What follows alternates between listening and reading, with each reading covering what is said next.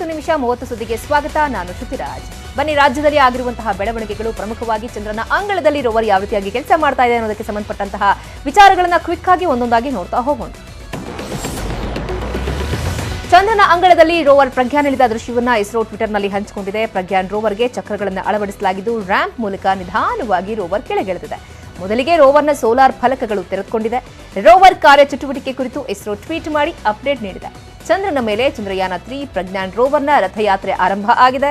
Vikram lander land ಆದ 3 ಗಂಟೆಗಳ ಬಳಿಕ ಪ್ರಜ್ಞಾನ್ ರೋವರ್ ಹೊರಬಂದಿದೆ. ಗುರುವಾರ ರಾತ್ರಿಯಿಂದಲೇ ಲ್ಯಾಂಡರ್ ಮತ್ತು ರೋವರ್ ಅಧ್ಯಯನವನ್ನ ಆರಂಭಿಸಿವೆ. 7 ಉಪಕರಣಗಳು 7 ವಿಷಯಗಳ ಬಗ್ಗೆ ಸಂಶೋಧನೆಯನ್ನ ಪ್ರಾರಂಭಿಸಿವೆ. ಚಂದ್ರಯಾನ 3 ಸಕ್ಸಸ್ ಆಗಿದ್ದು, ಪ್ರಧಾನಿ ನರೇಂದ್ರ ಮೋದಿ ಇಸ್ರೋ ವಿಜ್ಞಾನಿಗಳಿಗೆ ಶುಭ ಕೋರೋದಕ್ಕೆ ನಾಳೆ ಬೆಂಗಳೂರಿಗೆ ಬರ್ತಿದ್ದಾರೆ. ಪ್ರಧಾನಿ ಮೋದಿ ಬೆಂಗಳೂರಿನಲ್ಲಿ ರೋಡ್ ಶೋ ಮಾಡ್ತಾರೆ ಅಂತ ಹೇಳಲಾಗ್ತಾ ಇತ್ತು. ಆದ್ರೆ ರೋಡ್ ಶೋಗೆ ಎಸ್ಪಿಜಿ ಅನುಮತಿ ಸಿಕ್ಕಿಲ್ಲ. HAL ಬಳಿ ಕಾರ್ಯಕ್ರಮಕ್ಕಷ್ಟೇ ಎಸ್ಪಿಜಿ ಅನುಮತಿ ಸಿಕ್ಕಿದೆ. HAL ಬಳಿ ಮೋದಿ ಭಾಷಣವೂ ನಿಗದಿಯಾಗಿಲ್ಲ. ನಾಳೆ ಬೆಳಗ್ಗೆ 5:15 ಒಳಗೆ HALಗೆ ಬರೋದಕ್ಕೆ ಕಾರ್ಯಕರ್ತರಿಗೆ ಬಿಜೆಪಿ ವರಿಷ್ಠರು ಸೂಚಿಸಿದ್ದಾರೆ. ಆದರೆ ನಾಳೆ ಪಕ್ಷದ ಪರ ಘೋಷಣೆಯಾಗಲಿ, ಪಕ್ಷದ ಬಾವುಟಗಳನ್ನಾಗಲಿ ಯಾವುದನ್ನು ಕೂಡ ಬಳಸದಂತೆ ಸೂಚನೆ ಕೊಡಲಾಗಿದೆ. ಕೇವಲ ಇಸ್ರೋ ಸಾಧನೆ ಕುರಿತ ಭಿತ್ತಿಪತ್ರ, ತಿರಂಗ ಪ್ರದರ್ಶನ ಮಾಡುವಂತೆ ಕಾರ್ಯಕರ್ತರಿಗೆ ಸೂಚನೆ ನೀಡಲಾಗುತ್ತೆ. ನಾಳೆ ಬೆಳಗ್ಗೆ HAL ಬಳಿ ಮೋದಿಯನ್ನ ಸ್ವಾಗತಿಸುವುದಕ್ಕೆ 5,000ಕ್ಕೂ ಹೆಚ್ಚು ಕಾರ್ಯಕರ್ತರು ಸೇರೋ ಸಾಧ್ಯತೆ ಇದೆ.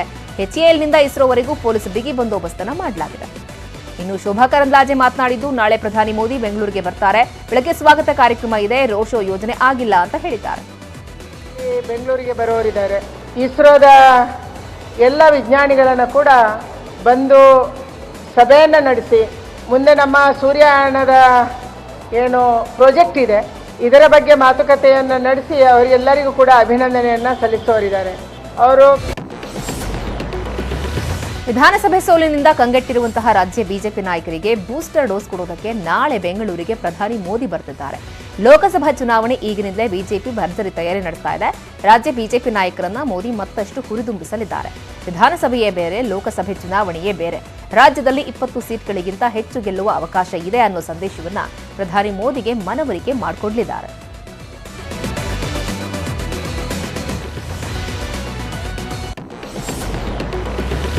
ಇನ್ನು ನಾಳೆ ಪೀಣ್ಯದಲ್ಲಿರುವಂತಹ ಇಸ್ರೋ ಕೇಂದ್ರಕ್ಕೆ ಪ್ರಧಾನಿ ಮೋದಿ ಭೇಟಿ ನೀಡ್ತಾ ಇರೋ ಹಿನ್ನೆಲೆ ಬೆಂಗಳೂರಿನ ಕೆಲ ರಸ್ತೆಗಳಲ್ಲಿ ಸಂಚಾರ ಬದಲಾವಣೆಯಾಗಿದೆ. ಬೆಳಗ್ಗೆ 4:30ರಿಂದ ಬೆಳಗ್ಗೆ 9:30ರವರೆಗೆ ಸಂಚಾರ ಬದಲಾವಣೆ ಮಾಡಲಾಗಿದೆ. ಹಳೆ ಏರ್ಪೋರ್ಟ್ ರಸ್ತೆ, ಹಳೆ ಮದ್ರಾಸ್ ರಸ್ತೆ, MG ರಸ್ತೆ, ಕಬ್ಬನ್ ರಸ್ತೆ, ರಾಜಭವನ ರಸ್ತೆ, ಮೇಕ್ರಿ ಸರ್ಕಲ್, CV ರಾಮನ್ ರಸ್ತೆ, ಯಶವಂತಪುರ ಫ್ಲೈಓವರ್, ತುಮಕೂರು ರಸ್ತೆ, ಮಾಗಡಿ ರಸ್ತೆ, ಗುರುಗುಂಟೆಪಾಳ್ಯ ಜಂಕ್ಷನ್ನಿಂದ ಸುಮ್ನಹಳ್ಳಿ, ಗುಬ್ಬಿ ತೋಟದಪ್ಪ ರಸ್ತೆ, ಜಾಲಹಳ್ಳಿ ಕ್ರಾಸ್ ರಸ್ತೆಯಲ್ಲಿ ಸಂಚಾರ ಬದಲಾವಣೆಯಾಗಿದೆ.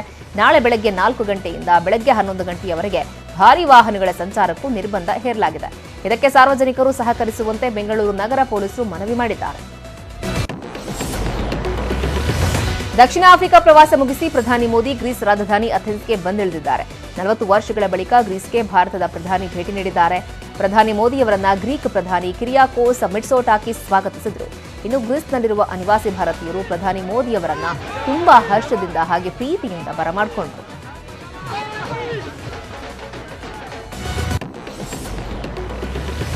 ಜಯನಗರ ವಿಧಾನಸಭಾ ಫಲಿತಾಂಶ ವಿವಾದ ಕುರಿತು ಪರಾಜಿತ ಕಾಂಗ್ರೆಸ್ನ ಅಭ್ಯರ್ಥಿ ಸೌಮ್ಯಾ ರೆಡ್ಡಿ ಕೋರ್ಟ್ ಮೆಟ್ಟಿಲೇರಿದ್ದಾರೆ. ಅರ್ಜಿ ವಿಚಾರಣೆ ನಡೆಸಿದ ಹೈಕೋರ್ಟ್ನ ಏಕಸದಸ್ಯ ಪೀಠ ನ್ಯಾಯಮೂರ್ತಿ ರಾಚಯ್ಯ ಅವರು ಸೆಪ್ಟೆಂಬರ್ 7ಕ್ಕೆ ವಿಚಾರಣೆಯನ್ನ ಮುಂದೂಡಿದ್ದಾರೆ.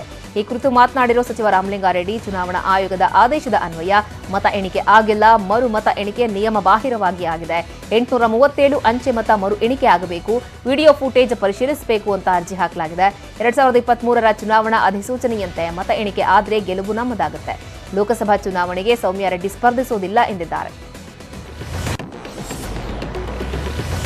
ಮಳೆ ಇಲ್ಲದೆ ರಾಜ್ಯದಲ್ಲಿ ಬರಗಾಲದ ಛಾಯೆ ಆವರಿಸಿದೆ. ರಾಜ್ಯ ಸರ್ಕಾರ ಕೂಡಲೇ ಬರಗಾಲ ಘೋಷಿಸಬೇಕು ಅಂತ ಹುಬ್ಬಳ್ಳಿಯಲ್ಲಿ ಮಾಜಿ ಸಿಎಂ ಬಸವರಾಜ ಬೊಮ್ಮಾಯಿ ಹೇಳಿದ್ದಾರೆ. ಮಳೆ ಇಲ್ಲದೆ ರೈತ ಸಂಕಷ್ಟಕ್ಕೆ ಸಿಲುಕಿದ್ದಾನೆ. ಕುಡಿಯೋ ನೀರು, ಬೆಳೆ ಸಮೀಕ್ಷೆ ಮಾಡಿ ಸರ್ಕಾರ ಸೂಕ್ತ ಪರಿಹಾರ ನೀಡಬೇಕು ಅಂತ ಹೇಳಿತು. ಮಾಡಿಲ್ಲ, ಕುಡಿಯೋ ನೀರಿನ ವ್ಯವಸ್ಥೆ ಮಾಡಿಲ್ಲ. ಈಗಾಗಲೇ ಕೇಂದ್ರ ಸರ್ಕಾರ ಒಂದು ಕಂತು ನ್ಯಾಷನಲ್ ಕೆಲಾಮಿಟಿ ಇದರಲ್ಲಿ ಒಂದು ಕಂತು ಈಗಾಗಲೇ ಬಿಡುಗಡೆ ಕೂಡ ಮಾಡಿದೆ. ಡಿ ಸಿ ಅವರ ಹತ್ತಿರ ದುಡ್ಡು ಇದೆ. ಕೂಡಲೇ ಬರಗಾಲ ಘೋಷಣೆ ಮಾಡಬೇಕು. ಅದರ ವ್ಯಾಪ್ತಿಯಲ್ಲಿ ಬರ್ತದೋ ಇಲ್ಲೋ ಮೊದಲು ಕುಡಿಯೋ ನೀರಿನ ವ್ಯವಸ್ಥೆ ಮಾಡಬೇಕು. ಕಾಂಗ್ರೆಸ್ ಪಕ್ಷದವರ ಆಪರೇಷನ್ ಹಸ್ತ ಯಶಸ್ವಿಯಾಗಲ್ಲ. ಲೋಕಸಭಾ ಚುನಾವಣೆಯಲ್ಲಿ ಕಾಂಗ್ರೆಸ್ಗೆ ಜನ ತಕ್ಕ ಪಾಠ ಕಲಿಸಲಿದ್ದಾರೆ ಅಂತ ಮಾಜಿ ಸಿಎಂ ಬಸವರಾಜ ಬೊಮ್ಮಾಯಿ ಹೇಳಿದ್ದಾರೆ. ಲೋಕಸಭಾ ಚುನಾವಣೆಯಲ್ಲಿ ಕಾಂಗ್ರೆಸ್ಗೆ ಸೋಲಿನ ಭೀತಿ ಇದೆ. ರಾಜ್ಯದಲ್ಲಿ ಹೆಚ್ಚು ಲೋಕಸಭಾ ಸೀಟ್ ಬರಲ್ಲ ಅಂತ ಮಾಹಿತಿ ಇದೆ. ಹೆಚ್ಚು ಸೀಟ್ ಗೆಲ್ಲದೇ ಇದ್ರೆ ಕಾಂಗ್ರೆಸ್ ಸರ್ಕಾರದ ಭವಿಷ್ಯಕ್ಕೆ ಸಮಸ್ಯೆ ಇದೆ. ಹೀಗಾಗಿ ರಾಜ್ಯದಲ್ಲಿ ಆಪರೇಷನ್ ಹಸ್ತಕ್ಕೆ ಕಾಂಗ್ರೆಸ್ ಪಕ್ಷ ಕೈ ಹಾಕಿದೆ. ಕಾಂಗ್ರೆಸ್ ಪಕ್ಷದವರ ಆಪರೇಷನ್ ಹಸ್ತ ಯಶಸ್ವಿ ಆಗೋದಿಲ್ಲ ಎಂದಿದ್ದಾರೆ. ನೋಡ್ರಿ, ಕಾಂಗ್ರೆಸ್ಗೆ ಭಯ ಉಟ್ಕೊಂಡಿದೆ. ಲೋಕಸಭಾ ಸಮೀಕ್ಷೆಗಳು ಬಂದ ಮೇಲೆ ಅವರಿಗೆ ಸೀಟ್ಗಳು ಹೆಚ್ಚು ಬರೋದಿಲ್ಲ ಅನ್ನುವಂಥದ್ದು. ಸೀಟ್ಗಳು ಲೋಕಸಭಾದಲ್ಲಿ ಹೆಚ್ಚು ಬರದೇ ಇದ್ದರೆ ಅದರ ಪರಿಣಾಮ ರಾಜ್ಯ ಸರ್ಕಾರದ ಭವಿಷ್ಯ ಮೇಲಿದೆ ಅನ್ನೋದು ಅವ್ರಿಗೂ ಕೂಡ ಗೊತ್ತಿದೆ. ಇನ್ನು ಸಚಿವ ನಾಗೇಂದ್ರ ಮಾತನಾಡಿದ್ದು, ಕಾಂಗ್ರೆಸ್ ಪಕ್ಷದ ತತ್ವ ಸಿದ್ಧಾಂತ ಒಪ್ಪಿ ಯಾರೇ ಬಂದರೂ ಸ್ವಾಗತ ಎಂದಿದ್ದಾರೆ. ಖಂಡಿತವಾಗಿ ನಮ್ಮ ಪಕ್ಷದ ತತ್ವ ಸಿದ್ಧಾಂತಗಳನ್ನು ಒಪ್ಪಿ ಬಂದರೆ ಯಾರನ್ನಾದರೂ ಖಂಡಿತ ಕೂಡ ಸ್ವಾಗತ ಮಾಡ್ತೀವಿ ನಾವು. ನಮ್ಮ ವರಮಹಾಲಕ್ಷ್ಮಿ ಹಬ್ಬದ ಹಿನ್ನೆಲೆಯಲ್ಲಿ ಕೆಆರ್ಪಿಪಿ ಪಕ್ಷದ ವತಿಯಿಂದ ಶಾಸಕ ಜನಾರ್ದನ ರೆಡ್ಡಿ ಬಳ್ಳಾರಿಯಲ್ಲಿ ಸಾಮೂಹಿಕ ವಿವಾಹ ಕಾರ್ಯಕ್ರಮ ಹಮ್ಮಿಕೊಂಡಿದ್ದಾರೆ.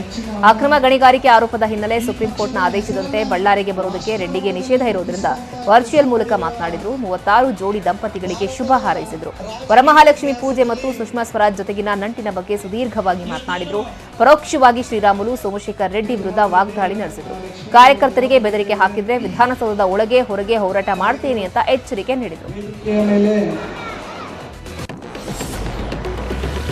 ಕಾವೇರಿ ನೀರಿಗಾಗಿ ತಮಿಳುನಾಡು ಮತ್ತೆ ಖ್ಯಾತಿ ತೆಗೆದು ಸುಪ್ರೀಂ ಕೋರ್ಟ್ಗೆ ಸಲ್ಲಿಸಿದ್ದ ಅರ್ಜಿ ವಿಚಾರಣೆಯನ್ನ ಸೆಪ್ಟೆಂಬರ್ 1ಕ್ಕೆ ಮುಂದೂಡಲಾಗಿದೆ. ಈ ಸಂಬಂಧ ಇವತ್ತು ನ್ಯಾಯಾಧೀಶ ಬಿಆರ್ ಗವಾಯಿ ನೇತೃತ್ವದ ತ್ರಿಸದಸ್ಯ ಪೀಠದಲ್ಲಿ ವಿಚಾರಣೆ ನಡೆಯಿತು. ಕಾವೇರಿ ನದಿ ನೀರಿನ ವಾಸ್ತವ ವರದಿ ಸಲ್ಲಿಕೆಗೆ ಸುಪ್ರೀಂ ಕೋರ್ಟ್ ಸೂಚನೆ ಕೊಟ್ಟಿದೆ. ಎರಡೂ ರಾಜ್ಯಗಳ ಡ್ಯಾಂಗಳ ವಾಸ್ತವ ವರದಿ ಸಲ್ಲಿಸುವಂತೆ ಸಿಡಬ್ಲ್ಯೂಎಂಎಗೆ ಸುಪ್ರೀಂ ಕೋರ್ಟ್ ಸೂಚನೆ ಕೊಟ್ಟಿದೆ. ತಮಿಳುನಾಡು ಪರ ಹಿರಿಯ ವಕೀಲ ಮುಕುಲ್ ರೋಹಟಗಿ ವಾದ ಮಂಡಿಸಿದ್ರು. ಸುಪ್ರೀಂ ಕೋರ್ಟ್ನ ಆದೇಶದಂತೆ ಕರ್ನಾಟಕ 40 ಟಿಎಂಸಿ ನೀರನ್ನ ಬಿಡ್ತಾ ಇಲ್ಲ ಅಂತ ವಾದ ಮಂಡಿಸಿದ್ರು. ಇನ್ನು ಕರ್ನಾಟಕದ ಪರ ಶ್ಯಾಮ್ ದಿವಾನ್ ವಾದ ಮಂಡಿಸಿದ್ರು. ಕಾವೇರಿ ನಿರ್ವಹಣಾ ಪ್ರಾಧಿಕಾರದ ಆದೇಶದಂತೆ ನೀರು ಹರಿಸಿದ್ದೇವೆ, ತಮಿಳುನಾಡು ವ್ಯರ್ಥ ಆರೋಪ ಮಾಡ್ತಿದೆ ಅಂತ ವಾದಿಸಿದ್ರು. ತಮಿಳುನಾಡಿಗೆ ಬಿಡ್ತಾ ಇರೋ ನೀರು ನಿಲ್ಲಿಸುವಂತೆ ಮಂಡ್ಯದ ಶ್ರೀರಂಗಪಟ್ಟಣದಲ್ಲಿ ರೈತರ ಪ್ರತಿಭಟನೆ ಮುಂದುವರೆದಿದೆ. ರೈತ ಮುಖಂಡ ನಂಜುಂಡೇಗೌಡ ನೇತೃತ್ವದಲ್ಲಿ ನೇಣು ಕುಣಿಕೆಗಳನ್ನು ಹಿಡಿದು ರೈತರು ಪ್ರತಿಭಟನೆ ಮಾಡಿದ್ದಾರೆ. ಶ್ರೀರಂಗಪಟ್ಟಣದ ಕುವೆಂಪು ವೃತ್ತದಿಂದ ತಾಲೂಕು ಕಚೇರಿವರೆಗೂ ನೇಣು ಕುಣಿಕೆ ಹಿಡಿದು ರೈತರಿಂದ ಪ್ರತಿಭಟನಾ ಜಾಥಾ ನಡೆದಿದ್ದು, ಗ್ಯಾರಂಟಿ ಭಾಗ್ಯದ ಹೆಸರಲ್ಲಿ ಅಧಿಕಾರಕ್ಕೆ ಬಂದ ಸರ್ಕಾರ ತಮಿಳುನಾಡಿಗೆ ನೀರು ಬಿಟ್ಟು ರೈತರಿಗೆ ನೇಣು ಭಾಗ್ಯ ನೀಡುತ್ತಾ ಇದೆ ಅಂತ ಆಕ್ರೋಶ ಹೊರಹಾಕಿದ್ರು. ನೀರು ನಿಲ್ಲಿಸದೇ ಇದ್ದರೆ ಸಾಮೂಹಿಕ ಆತ್ಮಹತ್ಯೆ ಮಾಡಿಕೊಳ್ಳುವ ಎಚ್ಚರಿಕೆ ನೀಡಿದ್ರು.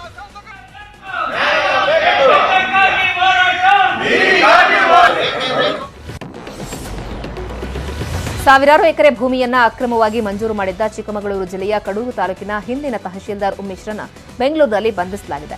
ಮೀಸಲು ಅರಣ್ಯವನ್ನ 8 ಜನರಿಗೆ ತಹಶೀಲ್ದಾರ್ ಉಮೇಶ್ ಪರಭಾರೆ ಮಾಡಿಕೊಟ್ಟಿದ್ರು. ಕಡೂರು ಠಾಣೆಯಲ್ಲಿ ಉಮೇಶ್ ಸೇರಿದಂತೆ 3 ವಿರುದ್ಧ ಕೇಸ್ ದಾಖಲಾಗಿತ್ತು. ಈ ಹಿನ್ನೆಲೆ ಬೆಂಗಳೂರಿನಲ್ಲಿ ಕಡೂರು ಪೊಲೀಸರು ತಹಶೀಲ್ದಾರ್ ಉಮೇಶ್ನನ್ನ ಬಂಧಿಸಿದ್ದಾರೆ. ಬೆಂಗಳೂರಿನಲ್ಲಿ 3 ಶ್ರೀಲಂಕಾ ಪಾತಕಿಗಳ ಬಂಧನ ಪ್ರಕರಣದ ತನಿಖೆ ಮತ್ತಷ್ಟು ಚುರುಕುಗೊಂಡಿದೆ. ಬೆಂಗಳೂರಿನಲ್ಲಿ ಮತ್ತು ಹಣದ ವ್ಯವಸ್ಥೆ ಮಾಡ್ತಾ ಇದ್ದ ಮನ್ಸೂರ್ನನ್ನ ಚೆನ್ನೈನಲ್ಲಿ ಬಂಧಿಸಲಾಗಿದೆ. ಇನ್ನು ಅನ್ಬು ಬಂಧನದ ವೇಳೆ ಒಂದು ಸೂಟ್ಕೇಸ್ನಲ್ಲಿ 57 ಲಕ್ಷ ರೂಪಾಯಿ ನಗದು, 1.5 ಕೋಟಿಯ ಡಿಡಿ ಪತ್ತೆಯಾಗಿವೆ. ಹಣ ವಶಕ್ಕೆ ಪಡೆದು ಸಿಸಿಬಿ ಪೊಲೀಸರು ತನಿಖೆಯನ್ನ ಮುಂದುವರೆಸಿದ್ದಾರೆ. ಇನ್ನು ಈ ಎಲ್ಲರ ಕಿಂಗ್ ಪಿನ್ ಜಲಾಲ್ನನ್ನ ಒಮನ್ ದೇಶದಲ್ಲಿ ಅರೆಸ್ಟ್ ಮಾಡಲಾಗಿದೆ. ಅವರ ಮೇಲೆ ಈಗಾಗಲೇ ಪ್ರಕರಣ ದಾಖಲು ಮಾಡಿಕೊಂಡು ಸಿಸಿಬಿ ತನಿಖಾ ತಂಡ ಎಲ್ಲ ಆಯಾಮಗಳಲ್ಲಿ ತನಿಖೆಯನ್ನು ಮಾಡ್ತಾ ಇದೆ. ಅದರ ಮುಂದಿನ ಒಂದು ಬೆಳವಣಿಗೆಯಾಗಿ ಯಾರು ಈ 3 ಜನ ಅಕ್ರಮ ವಲಸಿಗರನ್ನು ಇಲ್ಲಿ ಭಾರತಕ್ಕೆ ಬರಲಿಕ್ಕೆ ಮತ್ತು ಆಶ್ರಯ ನೀಡಲಿಕ್ಕೆ ಏನು ಶೆಲ್ಟರ್ ನೀಡಿದರು ಅಥವಾ ಹಾರ್ಬರ್ ಮಾಡಿದರು ಮತ್ತು ಅಬೇಟ್ ಮಾಡಿದವನು ಈಗ ಆಲ್ರೆಡಿ ಮೇನ್ ಆರೋಪಿ ಇದ್ದಾನೆ ಒಬ್ಬನು ಸ್ಥಳೀಯ, ಅವನಿಗೆ ಆಲ್ರೆಡಿ ಈಗ ಬಂಧಿಸಿ ಅವನ ವಿಚಾರಣೆ ನಡೀತಾ ಇದೆ. ಅವನ ಹೇಳಿ ತನ್ನ ಬಗ್ಗೆ ಹೆತ್ತವರಿಗೆ ದೂರು ನೀಡಿದ್ದಕ್ಕೆ ಸಿಟ್ಟಾದ ವಿದ್ಯಾರ್ಥಿ ಉಪನ್ಯಾಸಕರಿಗೆ ಲಾಂಗ್ ತೋರಿಸಿದ ಘಟನೆ ಮಂಡ್ಯದ ನಾಗಮಂಗಲ ತಾಲೂಕಿನ ಬಿಜಿನಗರದಲ್ಲಿ ನಡೆದಿದೆ. ಸರಿಯಾಗಿ ತರಗತಿಗೆ ಬರ್ತಾ ಇಲ್ಲ ಅಂತ ಪೋಷಕರಿಗೆ ದೂರು ನೀಡಿದ್ದ ಉಪನ್ಯಾಸಕ ಚಂದನ್. ಇದಕ್ಕಾಗಿ ಅವರೇಗೆರೆ ಗ್ರಾಮದ ಡಿಪ್ಲೊಮಾ ವಿದ್ಯಾರ್ಥಿ ಉದಯ್ ಗೌಡ ಲಾಂಗ್ ತೋರಿಸಿ ಬೆದರಿಸಿದ್ದಾನೆ. ಈ ಬಗ್ಗೆ ಬೆಳ್ಳೂರು ಪೊಲೀಸ್ ಠಾಣೆಗೆ ದೂರು ಕೊಟ್ಟಿದ್ದಾರೆ ಉಪನ್ಯಾಸಕ ಚಂದನ್.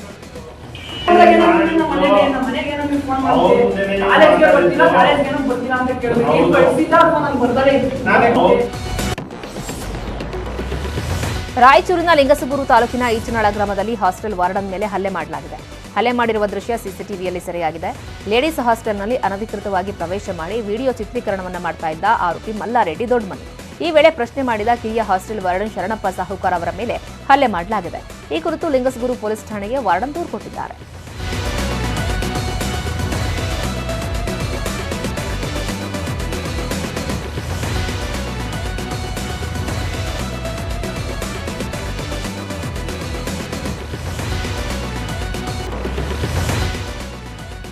ಹಾಡಹಗಲೇ ಶಾಲಾ ಬಾಲಕನನ್ನ ಮುಸುಕುಧಾರಿಗಳು ಅಪಹರಣ ಮಾಡಿದ್ದಾರೆ. ಈ ಘಟನೆ ಮೈಸೂರಿನ ನರಸೀಪುರ ಪಟ್ಟಣದ ತ್ರಿವೇಣಿ ನಗರದ ಬಳಿ ನಡೆದಿದೆ.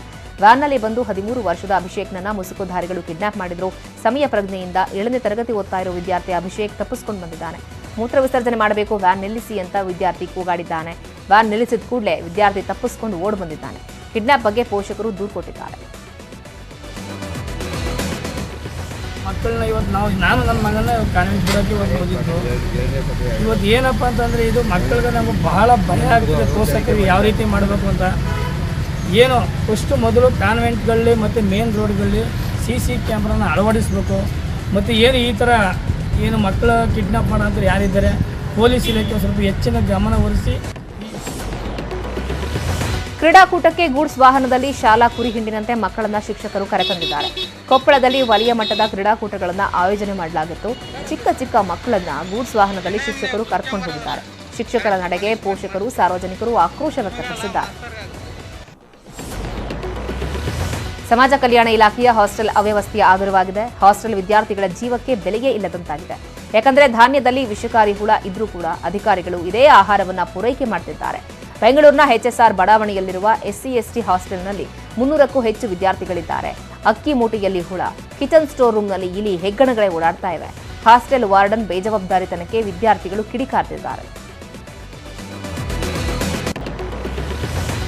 ಕೊತ್ತಂಬರಿ ಬೆಲೆ ಕುಸಿತ, ರೈತರು ಸಂಕಷ್ಟಕ್ಕೆ ಸಿಲುಕಿದ್ದಾರೆ. ಸೂಕ್ತ ಬೆಲೆ ಸಿಗದೇ ಇದ್ದದ್ದಕ್ಕೆ ಗದಗ ಜಿಲ್ಲೆಯ ರೋಣ ತಾಲೂಕಿನ ಬೆಳವಣಿಗಿ ಗ್ರಾಮದಲ್ಲಿ ರೈತರು 100 ಎಕರೆಯಲ್ಲಿ ಬೆಳೆದಿದ್ದ ಕೊತ್ತಂಬರಿ ಬೆಳೆಯನ್ನ ನಾಶ ಮಾಡಿದ್ದಾರೆ.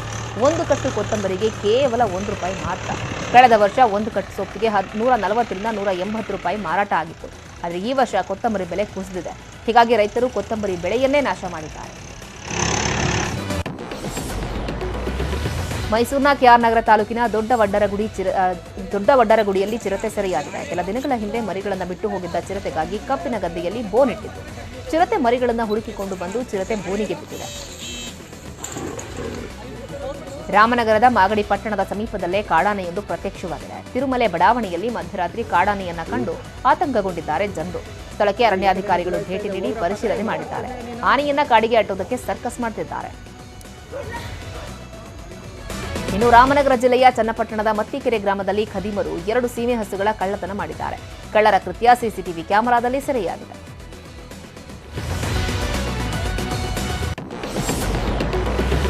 ಅಮೆರಿಕ ಮಾಜಿ ಅಧ್ಯಕ್ಷ ಡೊನಾಲ್ಡ್ ಟ್ರಂಪ್ ಅವರನ್ನ ಬಂಧಿಸಲಾಗಿದೆ. ಅಧ್ಯಕ್ಷೀಯ ಚುನಾವಣೆ ವೇಳೆ ಅಧಿಕಾರ ದುರ್ಬಳಕೆ ಆರೋಪದ ಹಿನ್ನೆಲೆಯಲ್ಲಿ ಟ್ರಂಪ್ರನ್ನ ಅಟ್ಲಾಂಟಾ ಜೈಲಿನಲ್ಲಿ ಇರಿಸಲಾಗಿತ್ತು. ಬಂಧನದ ಕೆಲವೇ ಹೊತ್ತಿನಲ್ಲಿ ಶ್ಯೂರಿಟಿ ಮೇಲೆ ಜಾಮೀನನ್ನು ಪಡೆದು ಬಿಡುಗಡೆಯಾಗಿದ್ದಾರೆ. ಇನ್ನು ಡೊನಾಲ್ಡ್ ಟ್ರಂಪ್ ವಿರುದ್ಧ ಪಿತೂರಿ, ವಂಚನೆ ಯತ್ನ ಸೇರಿದಂತೆ 13 ಕೇಸ್ಗಳು ದಾಖಲಾಗಿವೆ. ಅಧ್ಯಕ್ಷೀಯ ಚುನಾವಣೆ ವೇಳೆ ಅಧಿಕಾರವನ್ನು ದುರ್ಬಳಕೆ ಮಾಡಿಕೊಂಡಂತಹ ಕೇಸ್ನಲ್ಲಿ ಟ್ರಂಪ್ರನ್ನ ಅರೆಸ್ಟ್ ಮಾಡಿ $2 ಲಕ್ಷ ಡಾಲರ್ ಬಾಂಡ್ ಶ್ಯೂರಿಟಿ ಮೇಲೆ ಬಿಡುಗಡೆ ಮಾಡಲಾಗಿದೆ. ರಾಜ್ಯದೆಲ್ಲೆಡೆ ವರಮಹಾಲಕ್ಷ್ಮಿ ಹಬ್ಬದ ಸಂಭ್ರಮ ಮನೆ ಮಾಡಿದೆ. ಲಕ್ಷ್ಮೀ ದೇವಸ್ಥಾನಗಳಲ್ಲಿ ಬೆಳಗ್ಗೆಯಿಂದ ವಿಶೇಷ ಪೂಜೆ ನಡೀತಾ ಇದೆ. ಇನ್ನು ಬೆಂಗಳೂರಿನ KR ಮಾರ್ಕೆಟ್ನಲ್ಲಿ ಹಬ್ಬದ ಸಾಮಗ್ರಿ ಖರೀದಿಗೆ ಜನರು ಮುಗಿಬಿಟ್ಟಿದ್ದರು. ಇನ್ನು ತುಮಕೂರಿನ ಪ್ರಸಿದ್ಧ ಗೊರವನಹಳ್ಳಿ ಮಹಾಲಕ್ಷ್ಮಿ ದೇವಾಲಯದಲ್ಲಿ ವಿಶೇಷ ಪೂಜೆ ನೆರವೇರಿಸಲಾಯಿತು. ದಾವಣಗೆರೆ, ಶಿವಮೊಗ್ಗ, ಧಾರವಾಡದಲ್ಲೂ ವರಮಹಾಲಕ್ಷ್ಮಿ ಹಬ್ಬದ ಕಳೆಗಟ್ಟಿದೆ.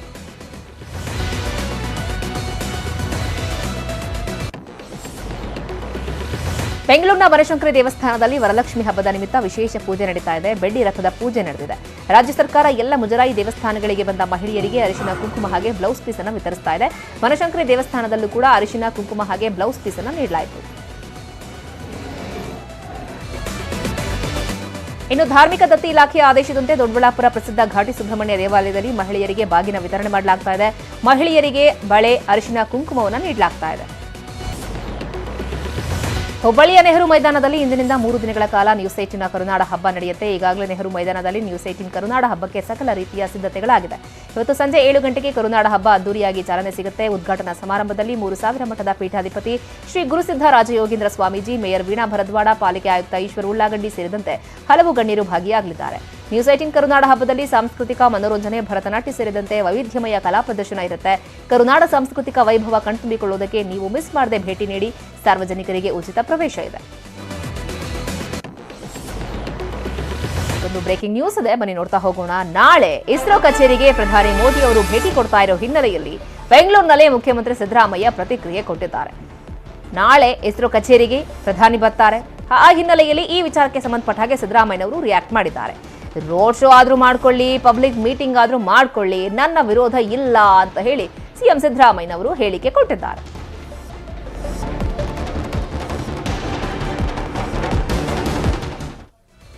ಇದಿಷ್ಟೇವರೆಗಿನ ಪ್ರಮುಖ ಸುದ್ದಿ. ನೋಡ್ತಾ ಇರಿ ನ್ಯೂಸ್ 18 ಜಾಲ ನಮ್ಮದು, ಬಲ ನಿಮ್ಮದು.